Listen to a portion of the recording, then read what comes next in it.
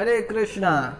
तो गरुड़ पुराण में बताया गया कि यदि कोई 10 अश्वमेघ महायज्ञ करता है फिर भी उसे संसार में पुनः जन्म लेना पड़ता है, किंतु यदि कोई भगवान के शरण में जाता है, भगवान को साष्टांग प्रणाम करता है, तो इसी जन्म में वह इस संसार को छोड़कर भगवत धाम को प्राप्त कर लेता है। तो ये गरुड़ पुराण में महिमा बताया भगवान। और यही गोपियां भी अपने गोपी गीत में कहते हैं कि हे कृष्ण, हमें यह मनुष्य शरीर मिला है तो जरूर हमने पिछले या उससे पिछले जन्म में जरूर कोई ना कोई पाप या कुछ ऐसे कर्म किए हैं जिसके कारण हमें मनुष्य शरीर मिला है। यदि हमने कुछ पाप और कर्म नहीं किए होते तो हम मनुष्य शरीर से पहले ही ये मनुष्य शरीर नहीं मिला होता हमें, हम भगवत धाम चले गए थे, भगवान के धाम में होते। तो हम देखते हैं कि सारी दुनिया है जो वो धन के पीछे किस प्रकार पागलों की तरह दौड़ रही है, सुबह शाम बस धन के पीछे पागलों की तरह भाग रहे हैं, किंतु कोई भगवान की शरण में नहीं जा रहा है। क्यों?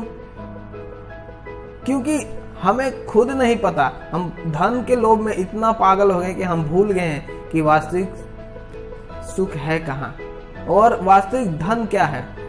जो कृष्ण प्रेम है ये वास्तविक धन है।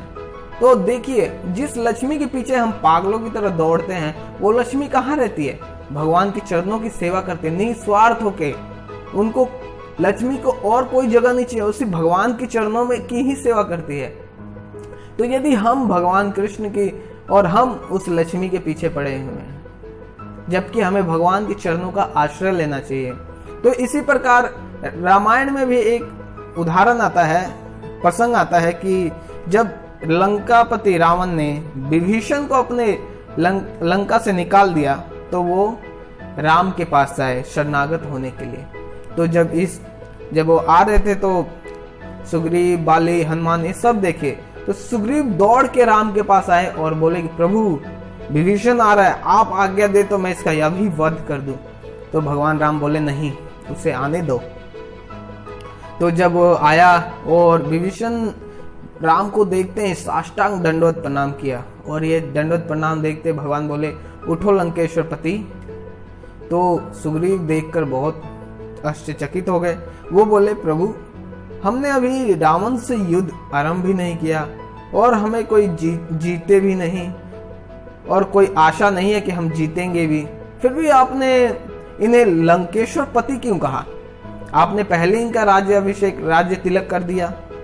तो यह जब सुना तो राम ने बोला कि नहीं, तुम जानते हो कि रघु की रीत सदा चली आए, प्राण जाए पर वचन न जाए। हो सकता है कि मैं रावण से युद्ध करूं और उस युद्ध में मैं हार भी जाऊं, किंतु मैं वचन दिया हूं कि मैं विभीषण को राजा बनाऊंगा।